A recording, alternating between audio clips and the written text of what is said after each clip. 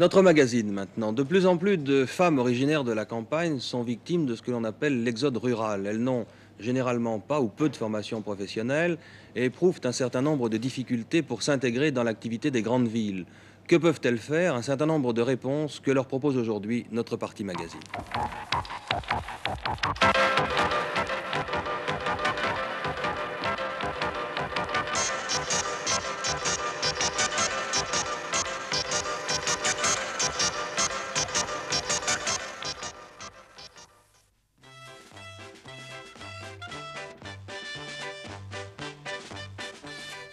L'exode rural.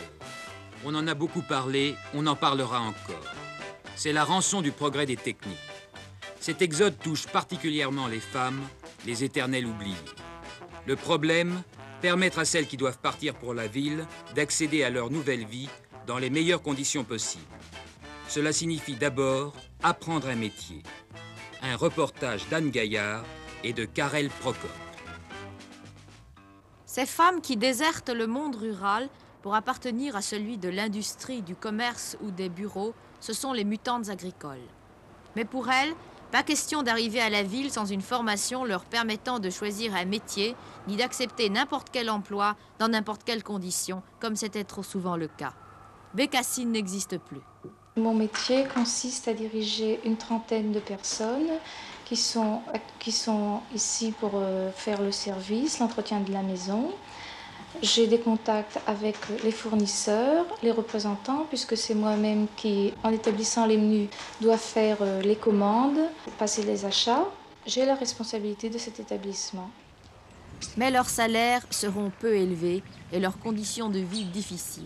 Elles le savent et malgré cela, elles quittent leur campagne. Pourquoi ? Certaines jeunes filles sont restées à la ferme chez elles, et puis voilà que le frère aîné se marie, sa femme vient habiter sur la ferme. Il est évident qu'à ce moment-là se posent des problèmes et qu'au fond, il y a des gens de trop.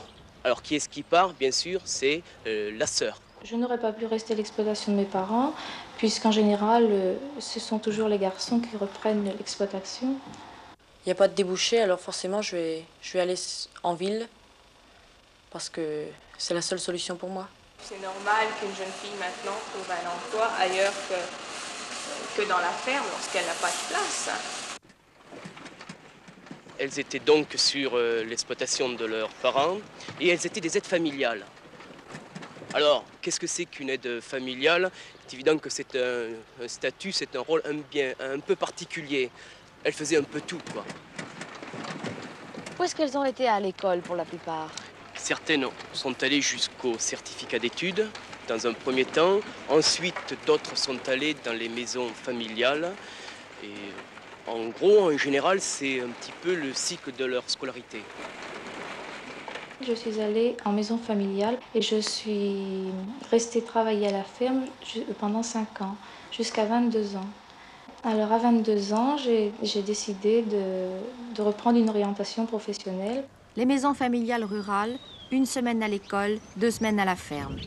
Méthode peut-être suffisante pour celles qui restent à la campagne, mais qui permet difficilement d'accéder à un stage de formation sans une période de préformation. La préformation consiste en 12 semaines à informer et à orienter les stagiaires, d'une part. Et ensuite, pendant ces 12 semaines, on essaie de faire un rattrapage scolaire. Lorsqu'elles arrivent chez vous, est-ce qu'elles sont très perdues, très perturbées? Écoutez, lorsqu'on est obligé de quitter son milieu, sa famille, pour une expérience et on ne sait pas très bien où elle vous amènera, il est évident que humainement, c'est quand même un sacré problème, quoi. Et le premier jour, lorsqu'elles débarquent, c'est évident qu'elles sont un petit peu... Il y a de la crainte, quoi, voire de l'angoisse. Je vous invite à réfléchir maintenant sur le repas, à partir de ce texte-ci. Ce regard neuf qui nous découvre le secret des choses et qui nous est source d'émerveillement, il n'est pas nécessaire... Officiellement en surnombre sur l'exploitation familiale et justifiant d'1 an d'exercice dans la profession agricole, elles ont droit à un carnet de mutantes et sont prises en charge à ce titre par la formation permanente. Elles sont rémunérées sur la base de 120% du SMIC ou de leur salaire antérieur.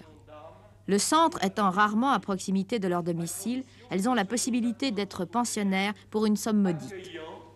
À côté d'un enseignement théorique, composé principalement de mathématiques, de langue, d'économie, de comptabilité et de dactylographie, des stages pratiques. On a une formation qui se fait sur 20 mois et on a 4 stages.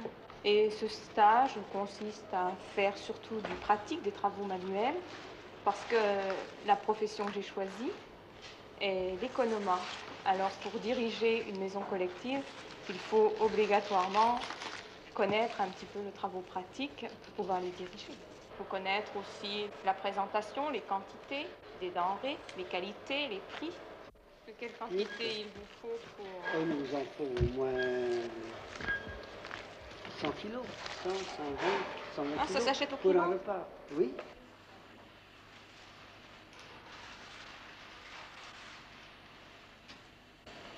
Qu'est-ce qui vous plaît dans ce stage? Ce qui me plaît, ben, l'entretien, la plonge et le service de table, tout le côté pratique, mais aussi d'accueil. Et qu'est-ce que vous espérez faire après ce stage? J'espère pouvoir rester dans un centre à la campagne, ça me ferait plaisir.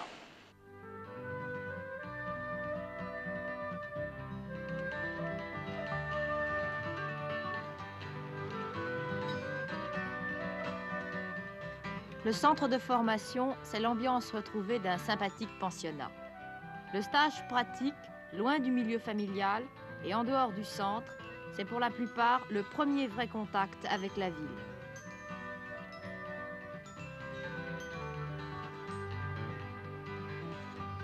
Quelques exceptions, certaines jeunes femmes, déjà salariées d'organisations para-agricoles en milieu urbain, suivent un stage de formation permanente pour se réorienter. Vous n'auriez pas voulu faire une carrière dans la banque comme vous aviez commencé? Non, pas du tout. C'était un emploi de bureau et ça ne m'intéressait absolument pas. Il n'y avait aucune responsabilité. C'était trop sédentaire. Peu de contact avec les gens, ce qui m'intéressait énormément. Pourquoi avez-vous choisi ce métier?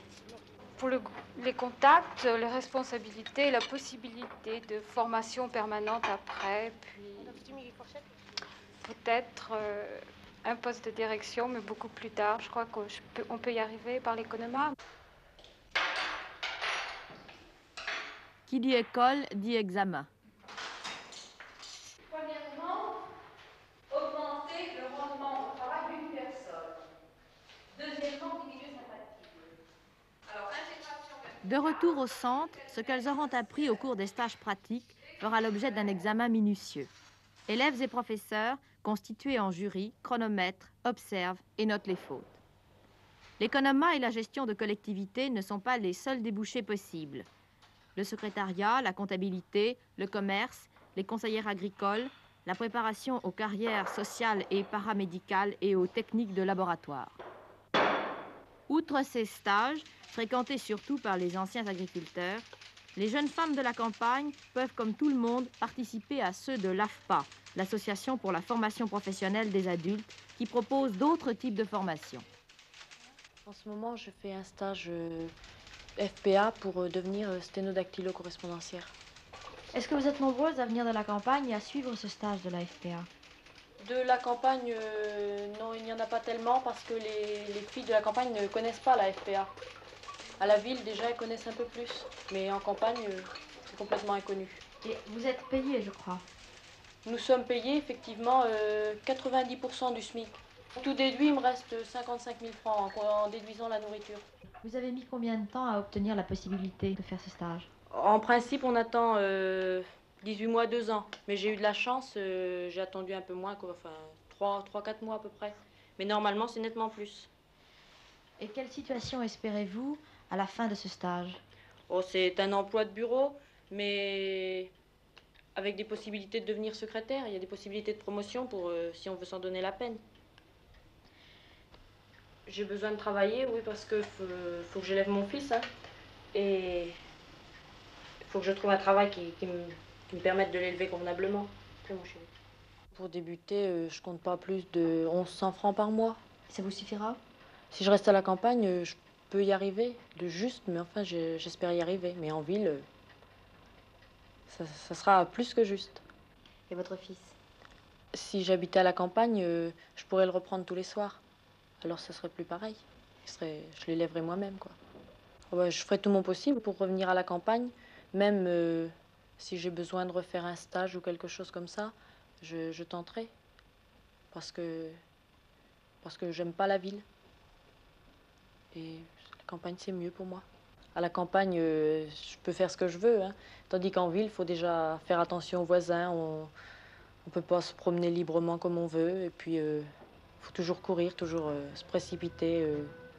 Le train, le métro pour les Parisiens, des choses comme ça. Tandis qu'à la campagne, ben, on est tranquille dans son coin, on fait ce qu'on veut. On vit à son rythme propre, au rythme des saisons, quoi, si on veut.